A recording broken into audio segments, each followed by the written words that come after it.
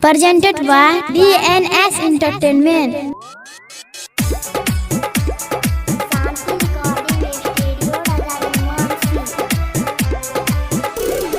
कोमल के प्यार में छै जियल मुसाफिर, कोमल के प्यार में छै जियल मुसाफिर। छली से हाथ वाला के तोड़ दलकै दिल।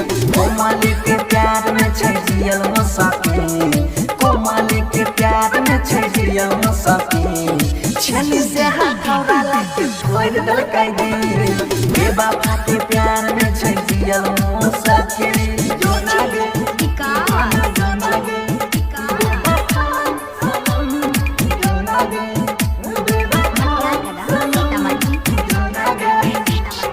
देखहरा जइया के लागै नै छै लाज रे, दोसरा से शादी करे चहल दलकै आज रे। देखहरा जइया के लागै नै छै लाज रे, दोसरा से शादी करे चहल दलकै आज रे। चाहे रही जितना उतना होइ छै हमरा फिर, चाहे रही जितना उतना होइ छै हमरा फिर। छली से हाथौड़ा लाके तोड़ दलकै दिल। कोमल के प्यार में छौ जियल मुसाफिर, कोमल के प्यार में छौ जियल मुसाफिर। छली से हाथौड़ा लाके तोड़ दलकै दिल।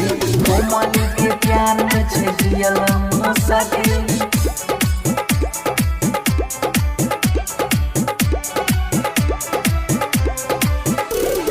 जानो से ज्यादा चाहरी है रे कसम से, छूटते पारान वो कर जुदाई के गम से।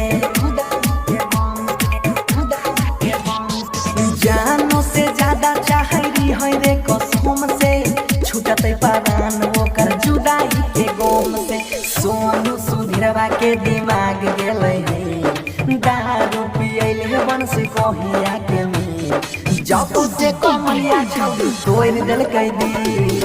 बेवफा के प्यार में छै जियल मुसाफिर, बेवफा के प्यार में छै जियल मुसाफिर।